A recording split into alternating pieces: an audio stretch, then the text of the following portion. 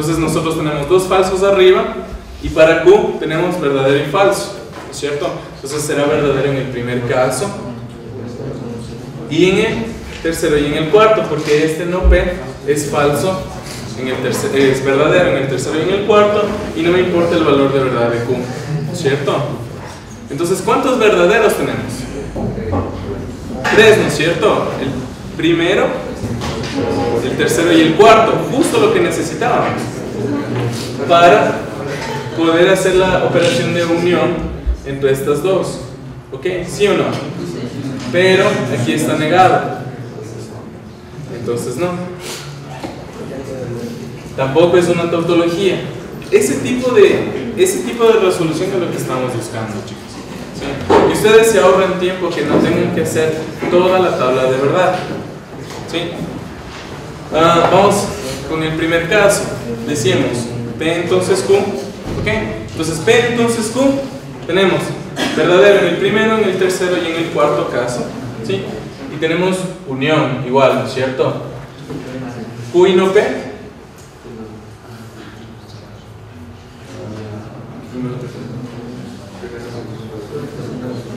Entonces, veamos, para los que sí alcancen a ver. Entonces, la primera tabla de verdad sería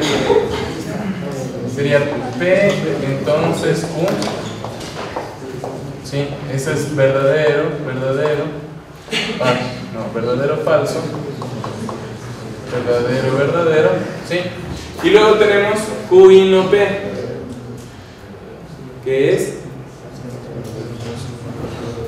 entonces tenemos nosotros Q y no P, y aquí no, y aquí unión. ¿Okay? Entonces bien, pasamos a hacer Q es verdadero, falso, P es verdadero, pero ya hagamos no P, entonces directamente, que sería dos falsos, falso, verdadero. ¿Okay? Ahora, y, ¿no es cierto? Solamente este de acá, y el resto son falsos. Y luego tenemos la negación de este de acá.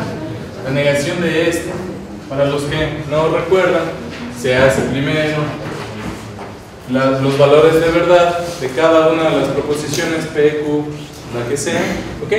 Luego la negación, como está entre paréntesis, se hace la intersección, el operador y entre las dos.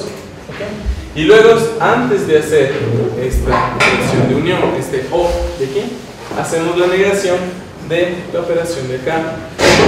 ¿Estamos? ¿Sí se acuerdan de esto, chicos? Sí. Entonces, resolvemos. Este es el no, ¿no es cierto? Verdadero, falso, verdadero. Y luego hacemos la operación entre estas dos columnas, entre esta y esta de acá. Y tenemos que es una tautología, ¿no es cierto? Verdadero, es verdadero o verdadero, falso, verdadero o falso, verdadero o verdadero. ¿Estamos? Entonces, nosotros comprobamos. Entonces, no es que una expresión es una tautología porque sea verdad. Una expresión es tautología porque es verdad siempre. Algo que es una verdad siempre, independientemente del valor de verdad de P y de Q de las proposiciones que lo componen, ¿sí? Si siempre es verdad, es una tautología. Entonces, bien, resolvimos B, C y A, ¿cierto? No necesito resolver D porque como yo ya sé que A es una tautología y en los reactivos me faltó indicarles, en los reactivos siempre hay una sola respuesta correcta, ¿sí? No hay dos respuestas. ¿Estamos? Pilas con eso. Entonces, si yo estoy seguro de que resolví bien el ítem A y es esa la respuesta, entonces es esa la respuesta, ¿sí? No tengo yo que resolver el resto de operaciones. ¿Estamos? Preguntas acerca de lógica matemática. Todos entendieron, todito. ¿Sí? Ahora, por ejemplo, no se les pregunta una tautología, se les puede preguntar una contradicción. ¿Qué es una contradicción?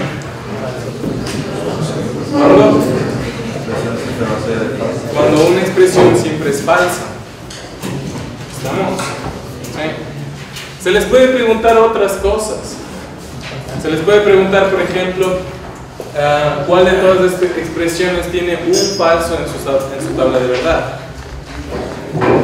Que pudiera ser, por ejemplo, aquí, esta expresión de aquí tiene un falso en otro ejercicio hipotético. Todos estos son ejercicios de aplicación. Ahora, ejercicios de conocimiento. ¿Qué es una tautología? ¿Qué es una contradicción? Ejercicios de comprensión. Por ejemplo, si yo tengo una tautología y hago una operación de y con otra expresión, ¿cuál será el valor de verdad? ¿Me explico? ¿Sí? ¿Sí o no? Por ejemplo, si yo tengo a esta expresión de aquí, yo le aplico otra con una unión, o sea, con un o, ¿sí? Será también una tautología, pero será si es con un y, ¿sí? Ahí habría que ver de acuerdo al valor de verdad de la operación, de la proposición con la que yo estoy operando. ¿Estamos? ¿Sí? Ejercicios de comprensión. Ejercicios de aplicación son estos de acá. ¿Estamos? ¿Sí? Ya van cogiendo el destino más o menos a la lógica matemática. Bien. Siguiente capítulo. ¿Sí? Representación numérica. ¿Quién me dice cuál es el mayor entre esos números?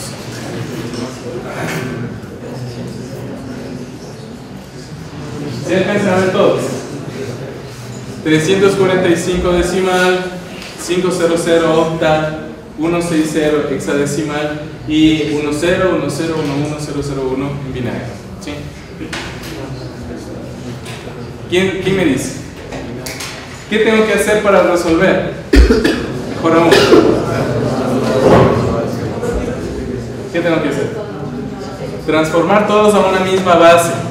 Perfecto, excelente. Ahora, la pregunta es: ¿a qué base? ¿A qué base tengo yo menos problemas? ¿Con qué base yo podré transformar? ¿Sí? ¿Será que yo me ubico mejor en binario? Listo, todos los números, los tres primeros, los paso a binario. ¿Qué es algo súper fácil? ¿Qué es algo súper fácil? Pasar de octal y hexadecimal a binario es súper fácil. ¿Sí? ¿Por qué es súper fácil? Allá. Usted, el de gorro. ¿Por qué es fácil? Dice, es que les digo, no. ¿Es súper fácil pasar? Sí, ya. ¿Por qué? Porque cuando decimos sabemos que cada uno de los bits de todos al hacerlo, Ok.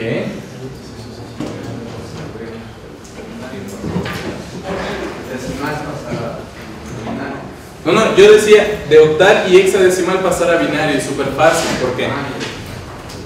¿Por qué es súper fácil? ¿Quién le ayuda? Nadie. Veamos. Los números octales y los hexadecimales son una abreviación de los números binarios. Cada dígito octal representa 3 números binarios y cada dígito en hexadecimal representa 4 números binarios. ¿Cierto? ¿Sí o no? Sí. Entonces el número 500 en octal, 500 en octal, ¿sí? Representará, el 5 representará 3 bits, el 0 3 bits y el otro 0 también 3 bits, ¿cierto? Entonces el 5, ¿cómo se representa en binario? 1, 0, 1. Ya se han olvidado. 1, 0, 1, ¿cierto? Y este de acá, 0, 0, 0, 0, 0, 0, ¿cierto? Yo tengo 3 ceros, 3 dígitos de acá, ¿sí? Y luego tengo 1, 0, 1, 1, 0, 1, ¿cierto? Estamos por ahí.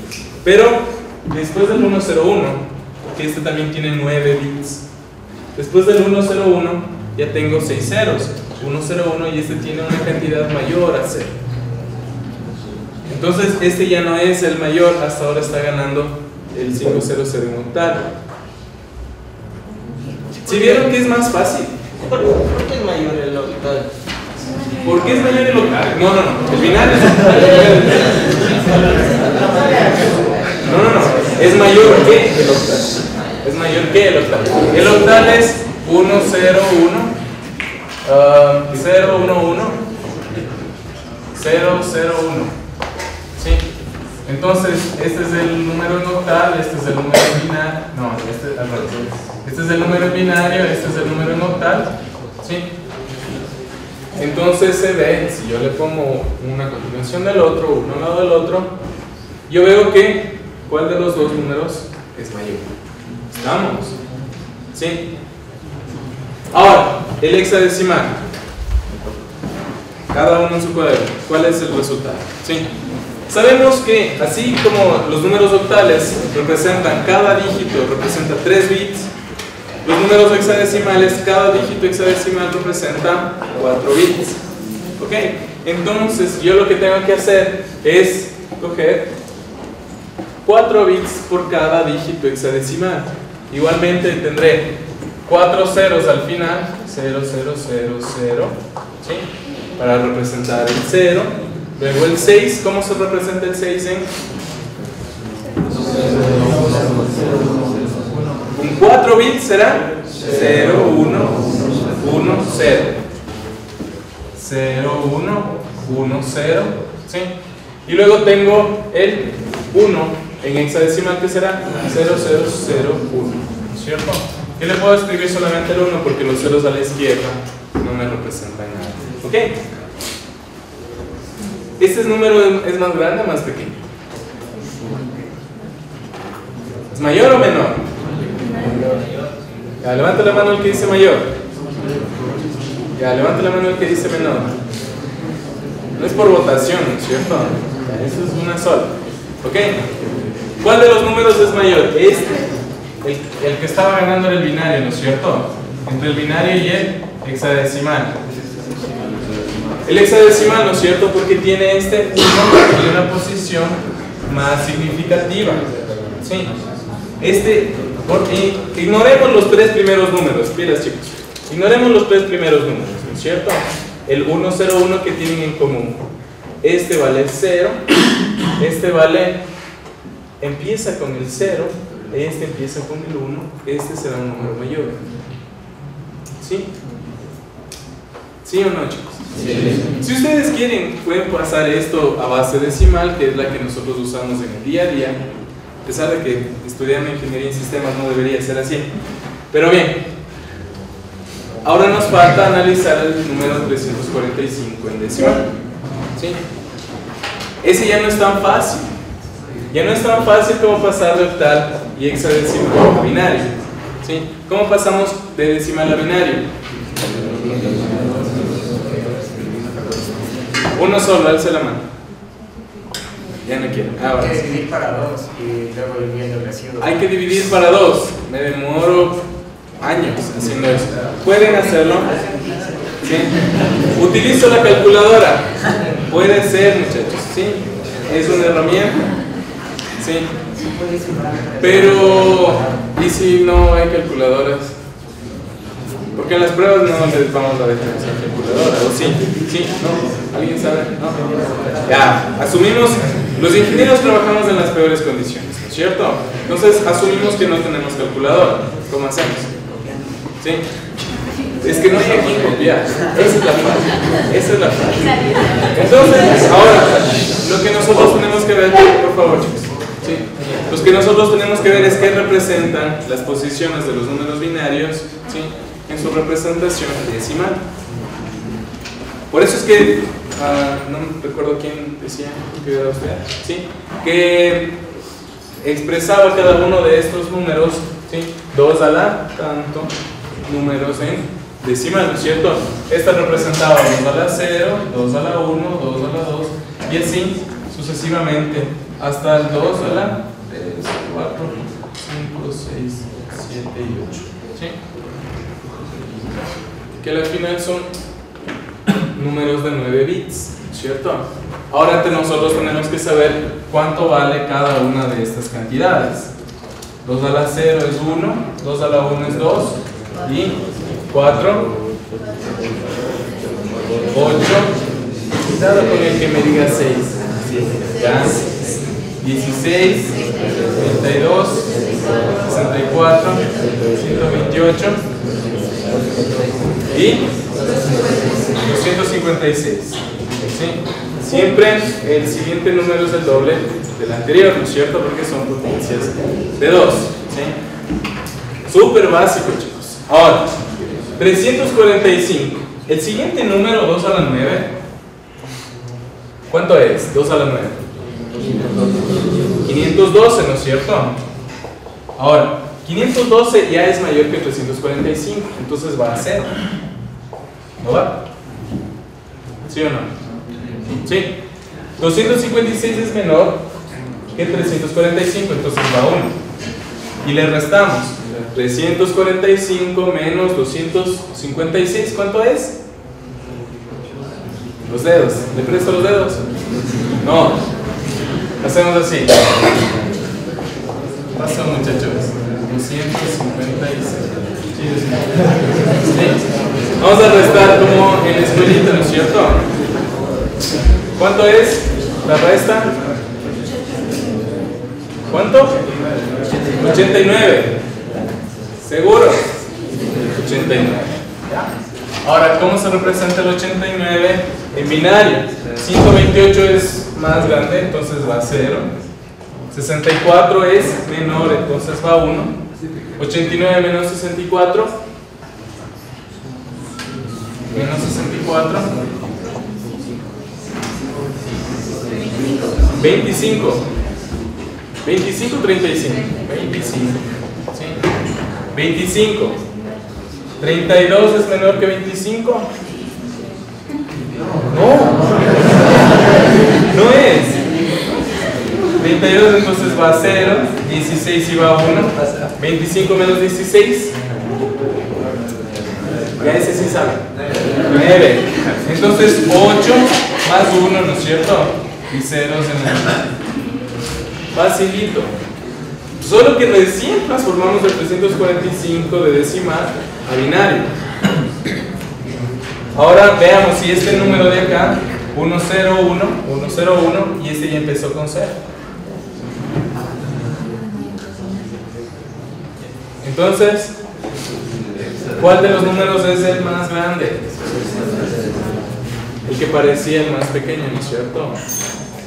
El 160, nosotros tenemos la tendencia, así que, chicos, fíjense en eso, no se confíen del número que está escrito allí. Entre el 160, el 500 y el 345 nosotros tendemos a pensar que el 160 es más pequeño, pero es que este no es 160, este es 160 en hexadecimal. ¿Estamos? ¿Sí? ¿Entendieron cómo resolver esto, chicos? ¿Les parece más fácil o más difícil? Más fácil, ¿no es cierto? Olvídense de las calculadoras, ¿sí?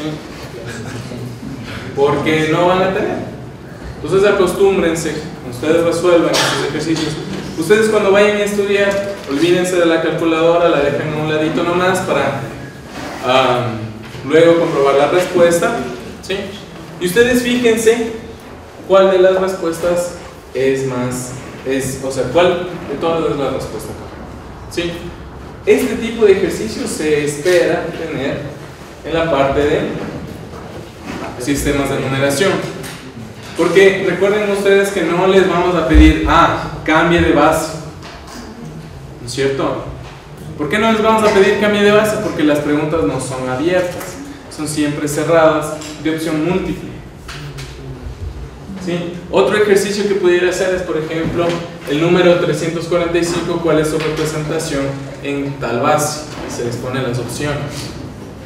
¿Sí? ¿O a qué número equivale el 160 en hexadecimal? Y se les pone 4 opciones en 4 diferentes bases, por ejemplo, en 3 diferentes bases, por ejemplo. ¿Sí? ¿Estamos? Este tipo de preguntas son las que vamos a esperar. Entonces, Para lógica matemática, conceptos y aplicación. Acá también conceptos, no tanto, no les vamos a preguntar qué es la numeración binaria, o sí. Vean ustedes si ustedes son capaces de responder ese tipo de preguntas, y luego ejercicios de aplicación como este de acá. ¿Estamos? Preguntas sobre representación de números en diferentes bases. No. Pueden hacer ustedes operaciones entre números de diferentes bases. Si les mando a sumar 345 en decimal más 500 en octal, pueden hacerlo. ¿Cómo hacen? Todo decimal y resuelven. ¿No pueden sumar en octal?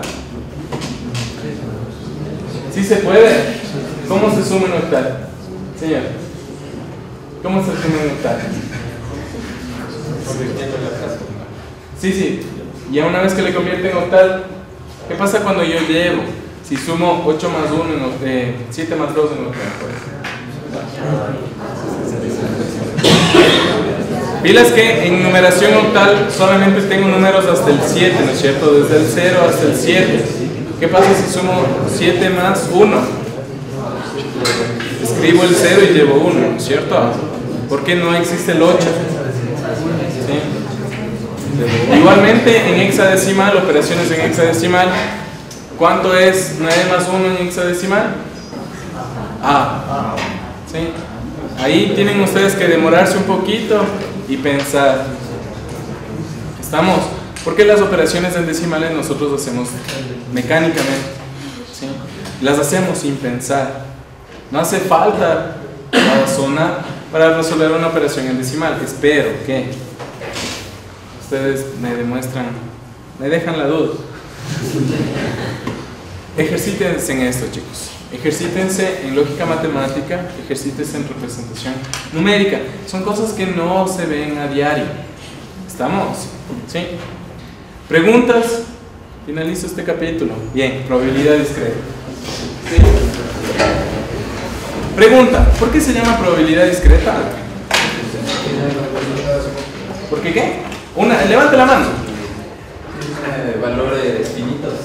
¿Qué tiene valores finitos? La probabilidad. Ustedes se ríen, pero es verdad. ¿Sí? No la probabilidad, los eventos. Los eventos. ¿Sí? Los eventos. Ejemplo típico de probabilidad discreta: lanzar una moneda. ¿Sí?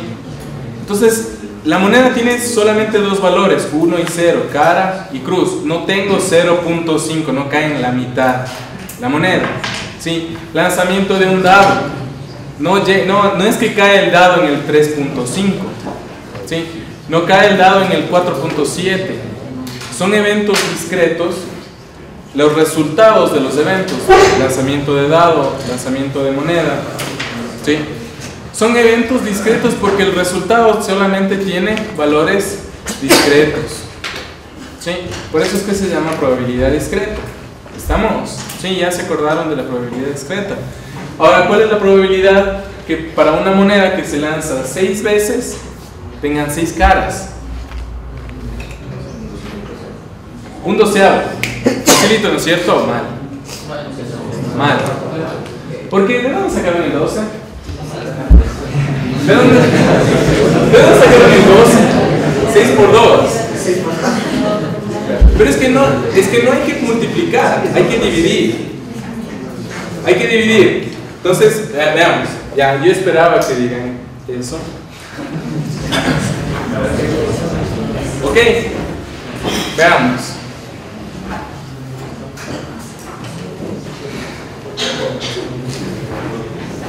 ¿Por qué 1 sobre 12? No es 1 sobre 12. Veamos. Si yo lanzo una vez la moneda, ¿cuál es la probabilidad de que caiga acá? Un medio. Facilito, ¿no es cierto? Entonces, a ver, un lanzamiento tiene dos posibilidades, ¿no es cierto? Cara, digamos cara y cruz. ¿Sí? Entonces, del 100% de probabilidad, yo distribuyo 50% para la cara, 50% para cruz. ¿Estamos? Ahora, si yo lanzo 2 veces, ¿Qué pasa si yo tengo dos caras seguidas? ¿Cuál es la probabilidad? 4. Exacto. ¿Por qué si hacen este razonamiento para 6 seguidos al descansado? Sí, es un cuarto. ¿Por qué un cuarto? Porque yo ya tengo 4 posibilidades. Que sea 2 caras, entonces son para 2 lanzamientos, ¿no es cierto? Tengo aquí, para un lanzamiento tenía 2 posibilidades. Para 2 lanzamientos tengo 4, ¿no es cierto? 2 caras, una cara y una cruz y una cara y 2 cruces. ¿Sí? ¿Estamos? Y todas las posibilidades, si es que no se indica lo contrario, ¿sí? La moneda es una moneda, lo que se llama en probabilidad discreta, una moneda justa, que no está alterada. Todas las posibilidades de cara y cruz tienen la misma probabilidad. ¿Sí? Entonces, si yo tengo 4 posibilidades, 2 caras, una cara y una cruz y una cara, y 2 caras, cada una tendrá el 25%, cada una tendrá un cuarto. Veamos, vamos con 3. ¿Cuántas posibilidades tengo? ¿Cuántas posibilidades? Si para 1 tenía 2, para 2 tenía 4, para 3 tendré 8 posibilidades, ¿no es cierto? 3 caras y así, 3 caras, 2 caras y una cruz. ¿Qué más? Otra vez, 2 caras y una cruz. Una cara y 2 cruces y así sucesivamente. ¿Estamos? Ahora, ¿qué pasa si yo les pregunto para 3 lanzamientos que yo tenga, independientemente del orden en el que salgan, 2 caras y una cruz? ¿Cuántos casos yo tengo para 2 caras y una cruz? 2 caras y una cruz es este segundo y tercer posibilidades en la que tendré yo 2 caras y una cruz. ¿Tendré alguna otra? Sí, ¿no es cierto? Tendré una cara y 2 cruces acá. ¿Sí? Digo, una cruz y 2 caras. Una cruz, una cara y una cruz y una cara y 3 cruces. Ok. Ahora, si yo pregunto cuál es la probabilidad de que en 3 lanzamientos yo tenga 2 caras y una cruz, 2 caras y una cruz, yo tengo 3 octavos de probabilidad. ¿Sí? Porque de cada uno de estos es un octavo de probabilidad, ¿no es cierto? Cada uno de estos casos es un octavo. Pero estos 3 casos de aquí son equivalentes. Porque no me está preguntando, no me está pidiendo cuántos tienen que ser en el orden. Cara, cara, cruz. Si fuera cara, cara, cruz, solamente yo tendría un resultado, ¿cierto? Acá yo tengo 3 resultados que son equivalentes. La probabilidad de que exista ese caso es de 3 sobre 8. Hay 3 casos en 8 en los que yo puedo obtener ese resultado. ¿Estamos? ¿Ya fueron entendiendo, chicos? Sí. Ahora nos saltamos 1, 2, 3, vamos al 6. ¿Cuántos casos tendré? 64. ¿Sí? Y yo digo que cara en 6 lanzamientos seguidos significa que de los 6 lanzamientos, los 6 van a ser cara. ¿Sí? De los 64 casos, ¿cuántos casos tienen 6 caras? Uno solamente, ¿no es cierto? Entonces, si en 64 casos tengo uno solo, que son 6 caras seguidas, la probabilidad de yo obtener eso será 1 sobre 64. ¿Ya queda más fácil? Sí. Si yo tengo en 6 lanzamientos seguidos 5 caras y una cruz, ¿cuántos lanzamientos serán?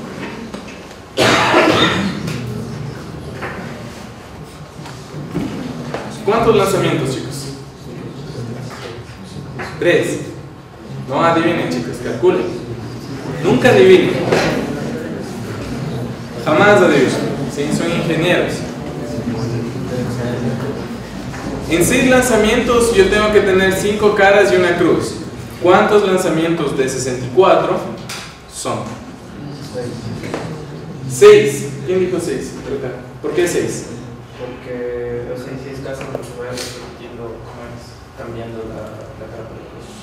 En caso por la posición puede cambiar. En ese caso, yo tendría 6 posiciones, ¿no es cierto? Cara, ¿no es cierto?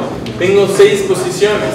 De estas 6 posiciones, una tiene que ser cruz. Entonces puede ser la primera, segunda, tercera, cuarta, quinta, sexta, en la que yo tendré una sola cara, una sola cruz y 5 caras. Porque la cruz va a poder ocupar cualquiera de estas 6 posiciones. ¿Estamos? ¿Sí? Entonces, si son 6 en 64, ¿cuánto es? 6 sobre 64. ¿Cuánto? 3 sobre 32, ¿no es cierto? En ningún rato será un doceavo. ¿Sí? ¿Estamos? ¿Se entendió?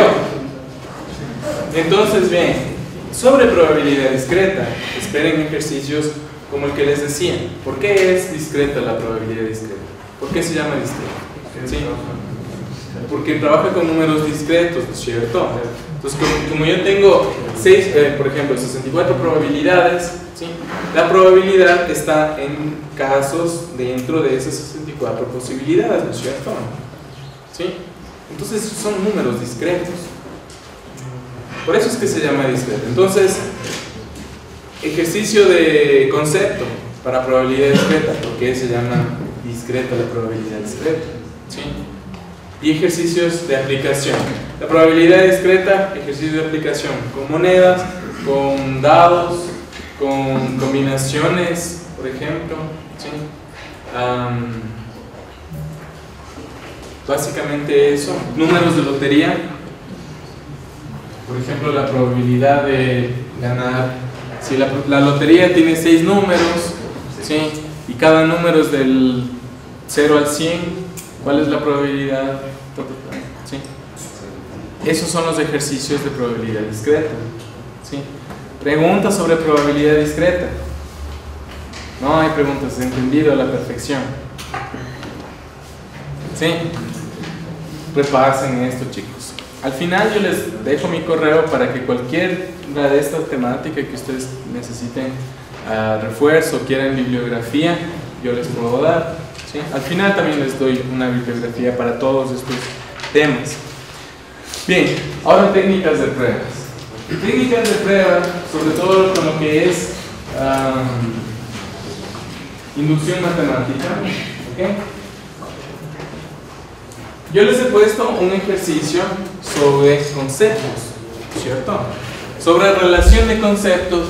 Entonces, relacionen las técnicas de pruebas con sus correspondientes definiciones. Entonces, tenemos 3 técnicas de pruebas y 3 definiciones. Las 4 opciones que ustedes van a tener son relaciones entre estas 3, ¿cierto? Entonces, la pregunta que ustedes van a... la respuesta que ustedes van a esperar es A1, B2, C3, por ejemplo. Así. Eso es lo que ustedes van a ver. Tienen 2 columnas y las columnas van a estar relacionadas, ¿sí? Y ustedes van a escoger 4 opciones para las relaciones entre las columnas, ¿sí? ¿Quién me dice? Una es súper fácil, ¿sí? ¿Cuál son 4? A1, ¿no es cierto? Prueba directa. ¿Cómo yo hago? ¿Cierto? Les puedo preguntar cuál es el algoritmo para resolver por prueba directa o inferencia directa. Es lo mismo. El algoritmo es que se asume que la hipótesis es verdadera y se infiere la tesis, ¿no es cierto? Entonces, si ya todos sabemos que es A1, entonces vamos a escoger entre las opciones A, B, C, D. También, todos los reactivos tienen 4 opciones A, B, C, D, en la que vamos a escoger ya las que tienen A1, ¿no es cierto? Supongamos que 2 o 3 tienen A1. Ahora yo escogeré entre esas 2. Puede ser que prueba por contrapositivo sea 2 o 3, o prueba por contradicción sea 2 o 3. ¿Cuál es cuál? C2. Prueba por contradicción. Cuando yo les preguntaba a mis alumnos, a mis estudiantes de fundamentos, También no se acordaban contrapositivo, pero se acordaban el de contradicción, lo cual también es bueno, ¿sí? Ustedes utilicen todas las herramientas que tengan a su disposición. Si es por eliminación, entonces yo sé que la prueba por contradicción es la 2. Dice, se asume que la hipótesis es falsa y se infiere un absurdo. Absurdo y contradicción es lo mismo, ¿sí o no? Absurdo y contradicción es lo mismo. Acordémonos de lógica matemática. Absurdo y contradicción es lo mismo, porque todo es falso, ¿no es cierto? ¿Sí?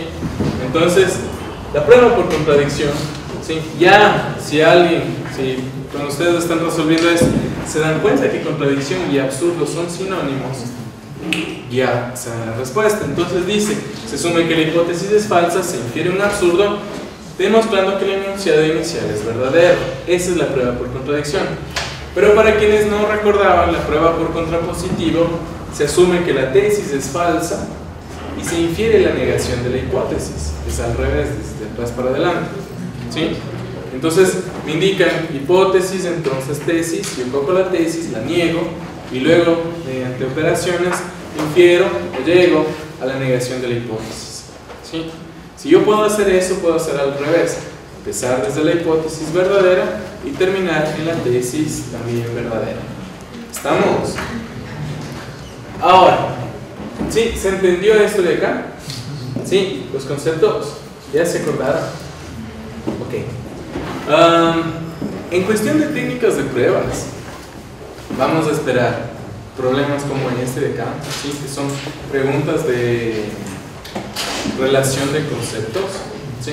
Pruebas también de conceptos, por ejemplo, ¿qué es la prueba directa? Se les pone 4 opciones, ¿sí?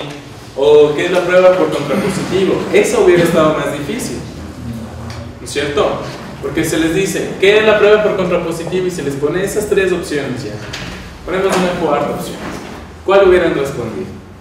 Seguramente la segunda, ¿sí? Porque ustedes no están familiarizados, o sea, aprendieron esto ustedes hace unos cuantos semestres, ¿sí?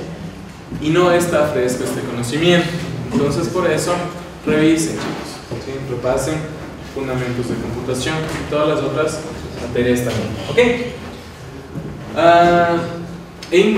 Como les decía, en técnicas de pruebas vamos a esperar preguntas sobre conceptos, relación entre conceptos también. ¿Pudiéramos nosotros, creen ustedes que se pudiera tomar ejercicios de aplicación? Por ejemplo, infiera, utilizando la prueba directa, demuestra que tal enunciado es verdad. No se puede hacer eso porque es una prueba de opción múltiple. ¿Estamos? ¿Sí? Entonces no van a tener ese tipo de preguntas. Pero sí se puede decir, por ejemplo, si tal enunciado, o por ejemplo, se ponen 4 enunciados y ustedes que demuestran ustedes mismos por cualquier técnica, utilizando cualquier técnica, y de los 4, 3 son verdad y 1 es falso. Entonces identifique cuál es la premisa falsa utilizando técnicas de prueba, ¿no es cierto? Las técnicas de pruebas y las reglas de inferencia, algo así como por ejemplo, demuestre el sumatorio de 0n, demuestre que el sumatorio desde i igual a 0 hasta i igual a n de los dos de i es igual a n por n más 1 sobre 2, por ejemplo, ¿sí? Este tipo de enunciados y demostraciones se demuestran, ¿sí? Utilizando técnicas de prueba, ¿sí? Sobre todo lo que es inducción matemática. ¿Estamos? ¿Qué es una prueba directa? ¿Qué? ¿Estamos? Ahora, de nuevo, preguntas. ¿Ya se acuerdan de todo esto? No, van a estudiar. Tienen que. Bien. Terminamos técnicas de prueba. Se acaba con lo que es la parte más matemática, digamos, que tiene más, es más matemático, ¿sí? que computación, es más matemática que computación, ¿sí? Porque es sistemas de numeración, lógica matemática, todo esto, ¿no es cierto? Es más cuestión, inclusive esto se ve en el prepo, acuérdense del prepo, ¿sí? No se quieren acordar del prepo, no se acuerdan. Entonces, acuérdense que ya pasaron el prepo, eso. Entonces, si pasaron el prepo, pudieron conseguir pasar por todos estos temas. Puntos, funciones, lógica matemática, tal vez probabilidad es un tema, sí, no tal vez, seguro. Y probabilidad no es un tema que se ve en el propedéutico, en el politécnico. Pero sí todas estas anteriores, todo el resto, ¿no es cierto? Sí, menos probabilidad, todas estas ustedes ven en matemáticas, en álgebra. ¿Estamos? Ahora vamos a lo que es realmente ciencia de computación, ¿sí? A lo que es más ciencia de computación que otra cosa, ¿sí? Lo que son tres temas: máquinas de estado finito, o sea, autómatas finitos. Acuérdense, existen dos tipos de autómatas determinísticos y autómatas no determinísticos, ¿sí? Que tienen cada uno sus reglas y sus características. Pregunta: ¿cuál es la diferencia entre un autómata finito y un autómata finito y un autómata pushdown, por ejemplo? ¿Cuál es la diferencia entre un autómata finito y un autómata pushdown? ¿Sí? Otra pregunta: ¿por qué el autómata finito se llama finito? Así como la probabilidad discreta. ¿Por qué era discreta? Porque tenía casos discretos. ¿Por qué el autómata finito se llama autómata finito? ¿Sí? Pregunta de concepto. Bien, muchachos, ¿por qué el autómata finito se llama así? ¿Qué le hace finito al autómata finito? ¿Sí? Antes de resolver esto de acá, ¿no es cierto? ¿Sí? Veamos. Tal vez el concepto no lo tengan claro, pero pueden ustedes aplicar. Para el autómata finito de la figura, ¿cuál de las siguientes entradas no es válida? Dilas. Se pueden preguntar cuál de las entradas es válida y cuál de las entradas no es válida. ¿Sí? ¿Estamos? ¿Saben operar? ¿Cómo se opera? No. Veamos. Se lee los bits de izquierda a derecha, digamos los símbolos de aquí, de izquierda a derecha. Se empieza por este estado que tiene una flechita aquí, que se conoce como estado inicial, estado de inicio. Y este estado que tiene doble línea es un estado final o estado de aceptación. ¿Estamos? Si yo llego... ¿Por qué tiene esos dos nombres? Porque un estado final, este de aquí será final. No me da la idea por el gráfico que yo deba terminar aquí, sino que deba continuar. Pero si yo me quedo aquí, es un estado de aceptación, ¿sí? Significa que la cadena, esta de acá, si de acuerdo a las operaciones que yo hago, llega a ese estado, será aceptada. A eso es a lo que voy. Entonces, bien, la primera es 1, 0, 0, 1, 0. Entonces, estoy en el estado inicial y leo 1, el primer 1, ¿no es cierto? Esta transición me dice que permanezca en el mismo estado, que acepte el 1 y que permanezca en este estado. Luego leo un 0, leo un 0 y paso de este estado de aquí a este estado de acá. ¿Ok? Entonces, yo leo este estado de aquí, está aceptado, ¿sí? Luego leo otro 0, esta transición de aquí que dice 1,0 significa que yo voy a pasar de este estado a este otro, sea con 1 o sea con 0, ¿sí? No importa, cualquiera de los dos, ¿ok? Entonces leo 1, permanezco en este mismo estado, leo 0, paso este estado de acá, ¿sí? Leo otro 0 y paso a este estado de acá, ¿sí? Luego leo 1, 0, ¿sí? Estoy en este estado de aquí y leo 1 y permanezco en este de acá. Y luego leo 0 y paso al estado de acá, ¿sí? Como terminé en este estado que tiene doble línea, que es un estado de aceptación, la cadena, toda esta cadena 1, 0, 0, 1, 0, es aceptado. ¿Estamos? ¿Facilito? Más o menos. Sí. Ahora, ¿quién me dice si es que B es aceptada o no? Sí, es aceptada. De 1. A ver, 1. Vamos a numerarlos a los estados. Este es Q0, Q1, Q2 y Q3. ¿Sí? Entonces estoy en Q0, leo 1 y permanezco en Q0. Luego leo 0 y paso a Q1. Luego leo 1 y paso a Q2. Luego leo 0, 0. 0 para pasar de Q2 a Q3 y otro 0 para permanecer en Q3. ¿Sí? Listo. La tercera cadena también es aceptada. Todas son aceptadas. La última no. La última no. ¿Por qué?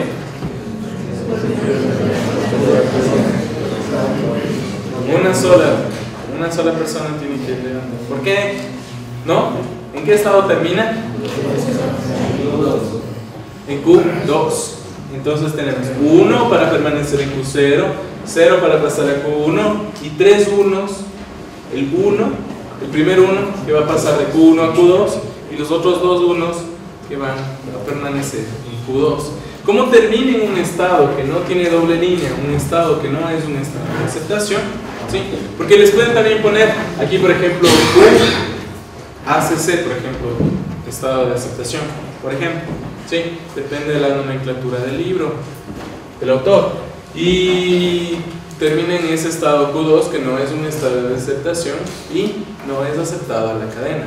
Entonces no es una entrada válida para el autómata. ¿Estamos? ¿Sí? ¿Preguntas?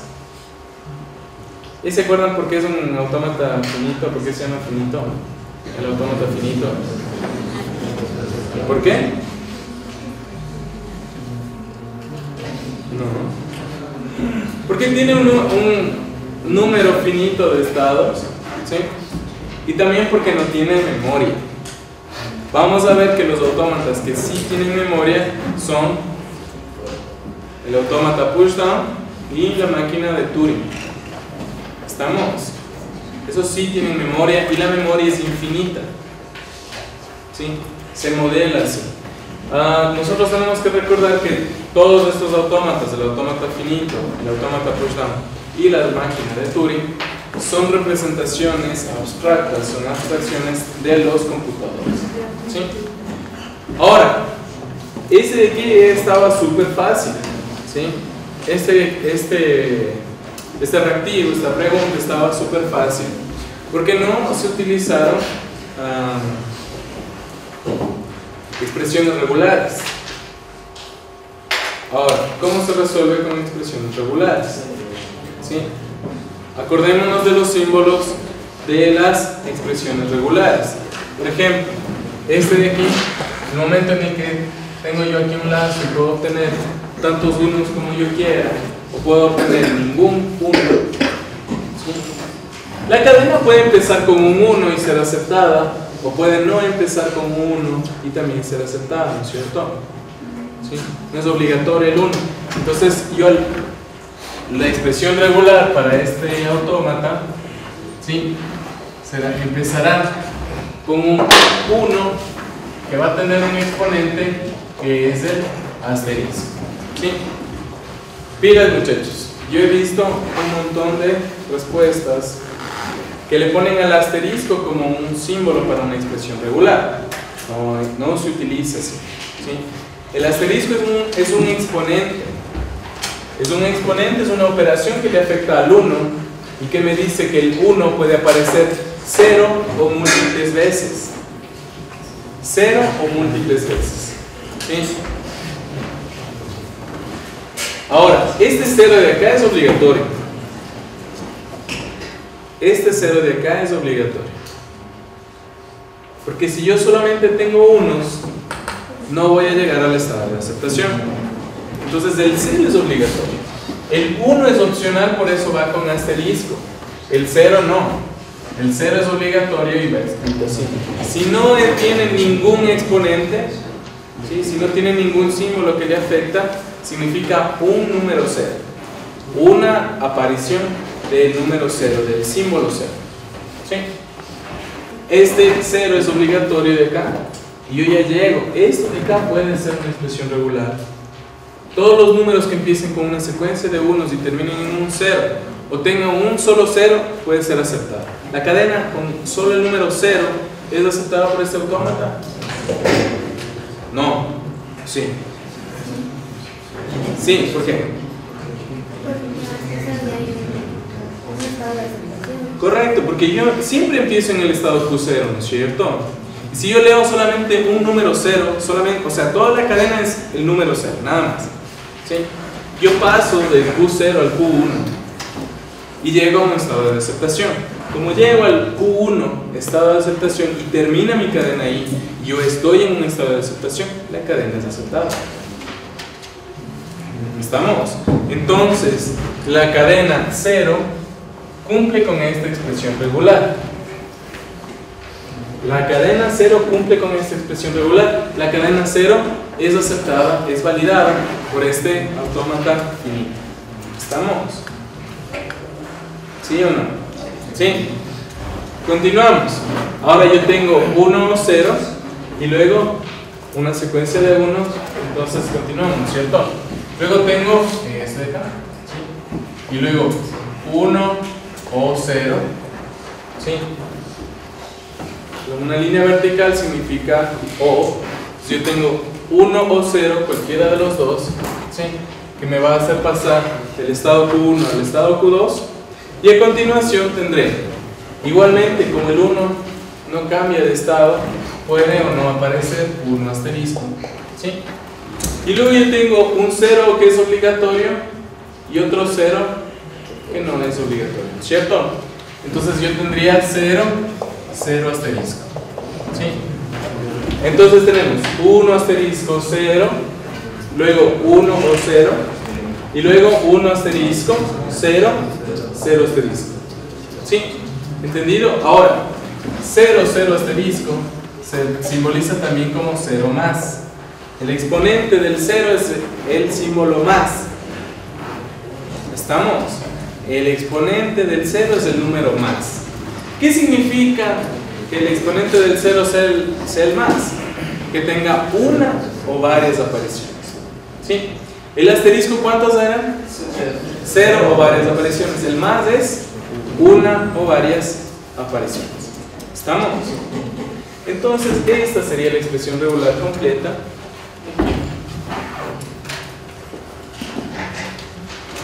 Ahora, pilas. No existe una sola definición por expresiones regulares. Existen expresiones regulares equivalentes. Por ejemplo, si yo les pongo un autómata y les pongo 4 expresiones regulares, pueden ser que de las 4, 3 sean iguales y una sea diferente. ¿Sí? Y la pregunta sea, ¿cuál de las expresiones regulares no corresponde al autómata? ¿Estamos? Aquí nomás ya tenemos todas expresiones regulares. Esta de aquí, 1 asterisco 0, que cumple con el autómata, y esta otra de acá. Todo. 1 asterisco 0, 1, 0, 1 asterisco 0 más. ¿Sí? ¿Estamos? Y luego, nosotros también, para autómatas finitos y para expresiones regulares, podemos nosotros preguntar, teniendo una expresión regular, si la cadena cumple, o teniendo varias cadenas, cuál de las opciones de expresiones regulares corresponde a las cadenas. ¿Estamos? ¿Entendido ahí entonces? ¿Sí? Entonces, recordando los conceptos de autómatas finitos, nosotros recordamos que nosotros modelamos a los computadores son muy complejos, son máquinas con un montón de partes y todo, y nosotros les modelamos a lo que es un autómata finito. ¿Sí? Un computador es un dispositivo para resolver problemas, ¿sí? Entonces el autómata finito, que es un modelo de un computador, también tiene que ser para resolver problemas. ¿Y qué tipo de problemas? Problemas regulares, problemas que se expresan mediante expresiones regulares. ¿sí? Se utilizan expresiones regulares para saber. El problema está en resolver si una cadena se ajusta o no a una expresión regular. Y esta expresión regular se simboliza y le corresponde a un autómata finito. ¿Estamos? ¿Se entendió entonces, chicos? ¿Sí? ¿Preguntas sobre autómatas finitos? ¿Sí se acuerdan? ¿O sí se acordaban? Igual, les dejo la bibliografía para que ustedes lean problemas sobre autómatas finitos. Luego, sobre los autómatas finitos, existe una, digamos, tengo un autómata finito al que le aumento el elemento de la memoria, ¿sí? Entonces las transiciones entre estados no solo dependerán del dato que se lee, sino del dato que se tiene en memoria. El autómata pushdown es un autómata que tiene una memoria en forma de stack. Todos ustedes conocen las memorias en stack, ¿no es cierto? En pila. ¿Okay? ¿Cómo funciona una memoria en stack? Se tiene una serie de datos en los que yo voy a colocar un dato y el último dato que yo coloqué es el primer dato que yo voy a leer, ¿sí? Así como yo puedo colocar los datos en la pila, en el stack, yo también puedo retirarlos, ¿sí? Entonces, de acuerdo a lo que yo lea en la cadena y a lo que yo tenga en memoria en el stack, haré las transiciones para mi máquina, para mi autómata pushdown, ¿sí?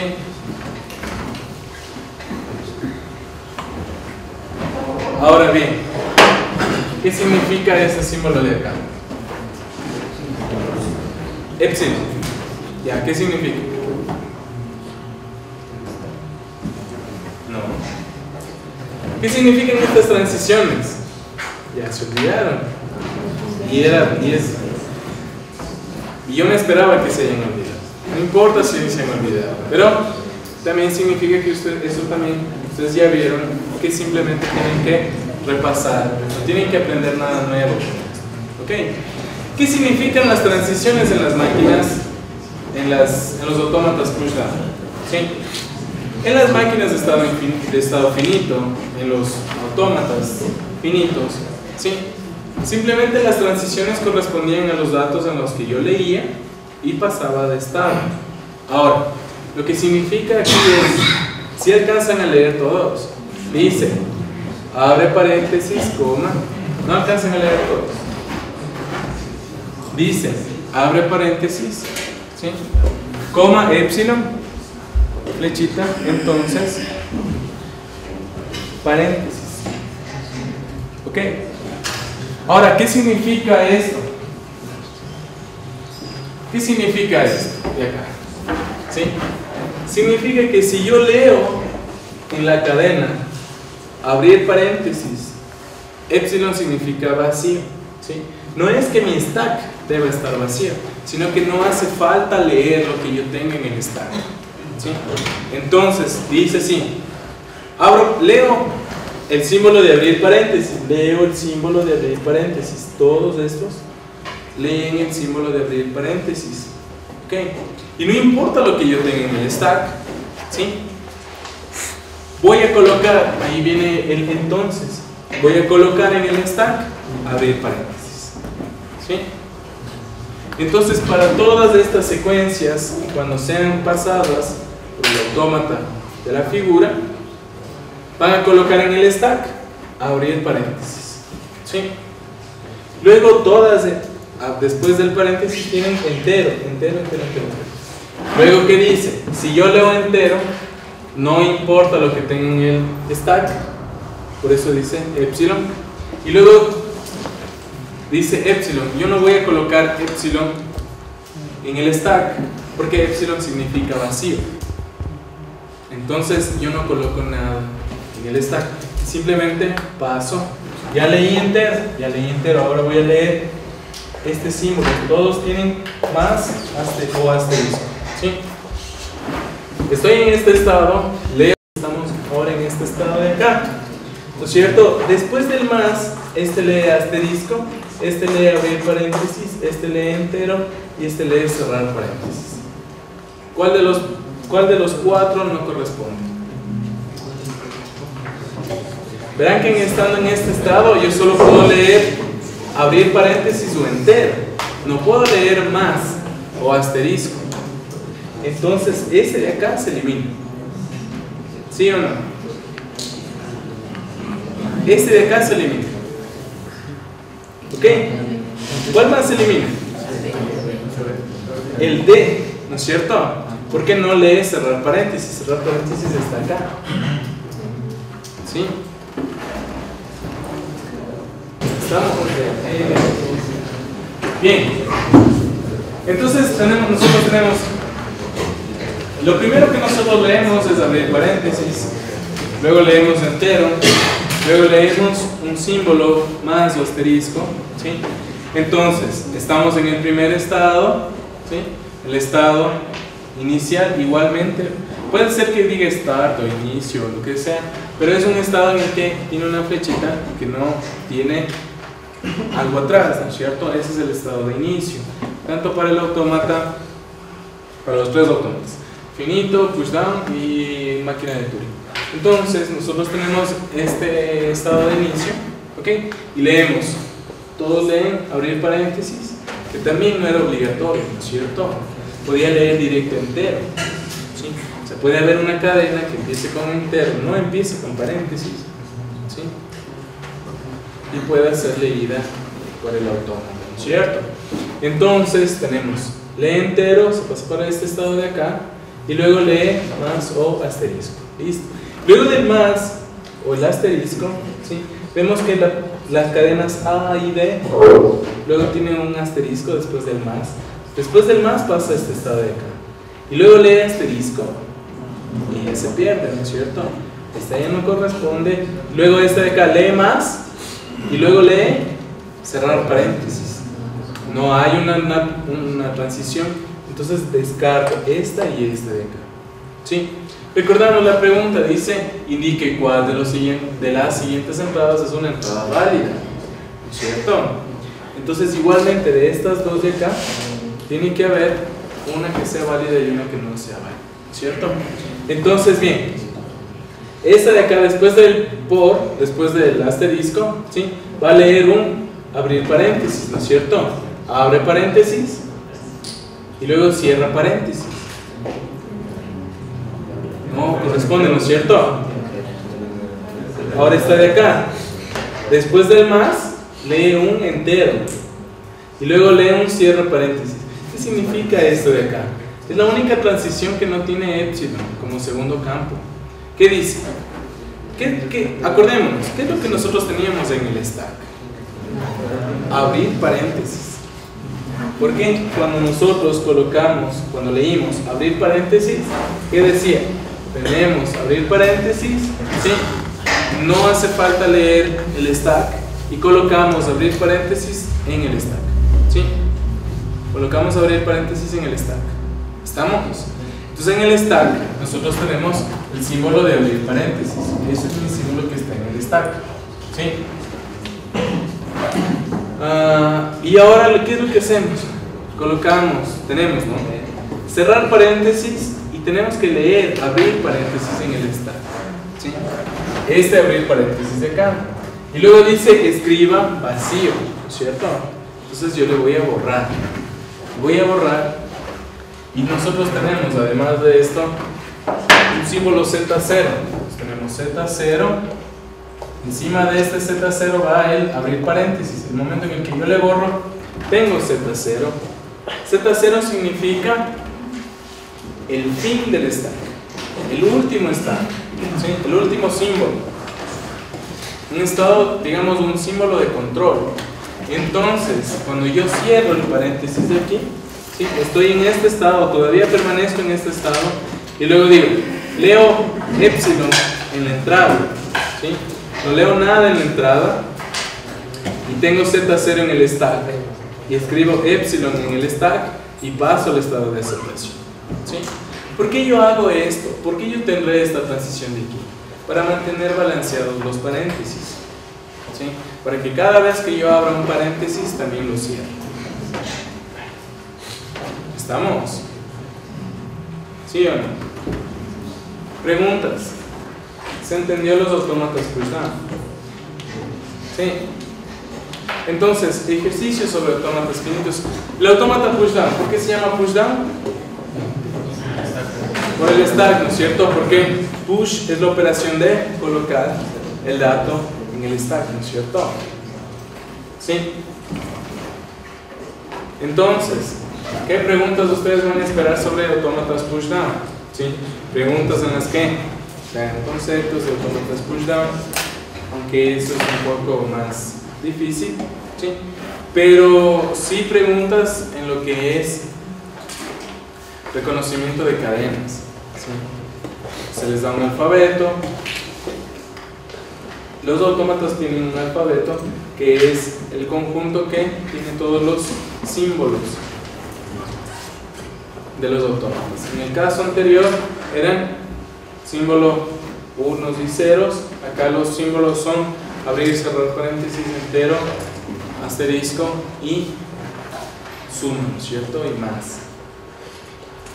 Preguntas sobre autómatas pushdown. ¿Se entendió, chicos? Más o menos. No tan más o menos. Sí, ya se acordaron. Por ejemplo, les puedo preguntar cuál es la gramática libre de contexto correspondiente al autómata. No les puedo preguntar. Sí les puedo preguntar. Sí. ¿Qué es una gramática libre de contexto? ¿Quién me responde? ¿Qué es una gramática libre de contexto? Verán que eso se revisa en compiladores, chicos.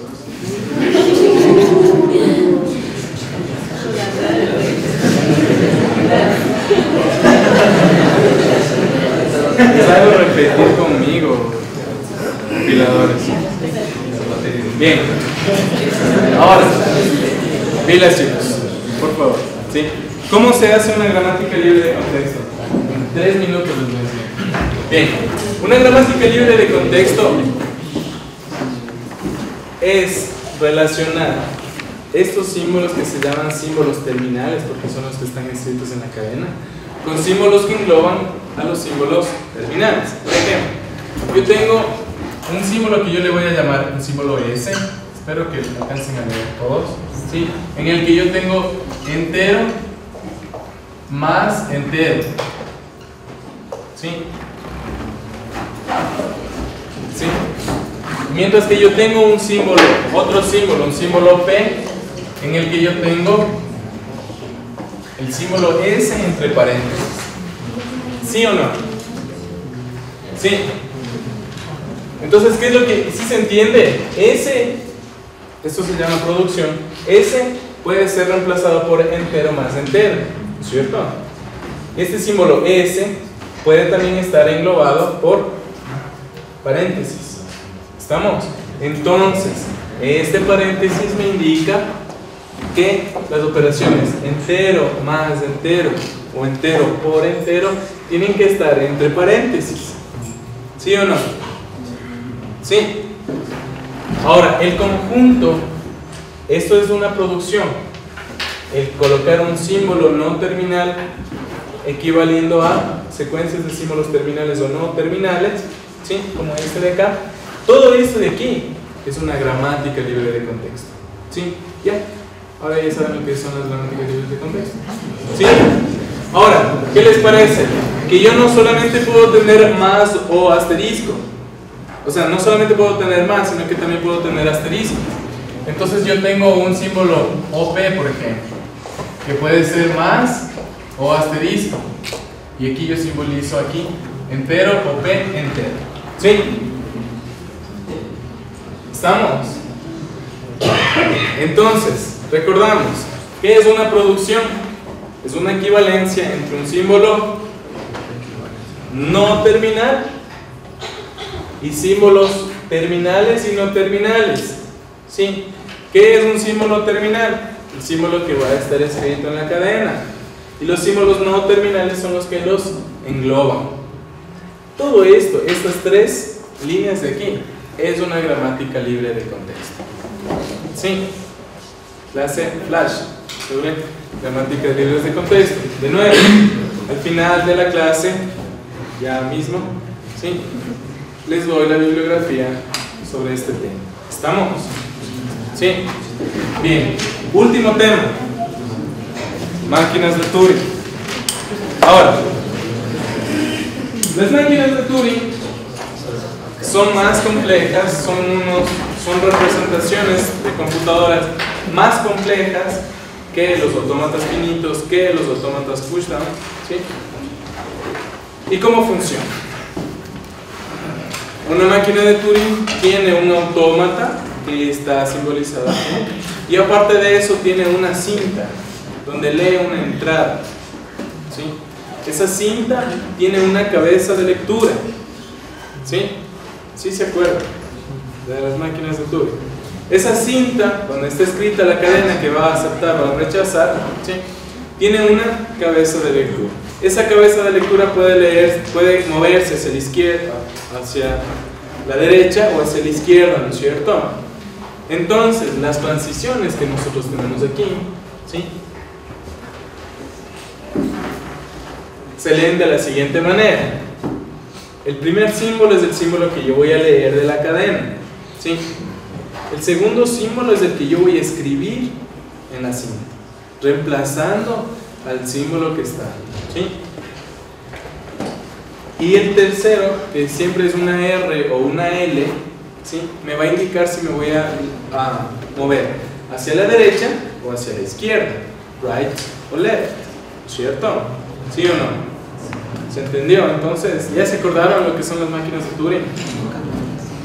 ¿No se acuerdan todavía? Bien, vamos a operar. Tenemos nosotros en la cinta escrita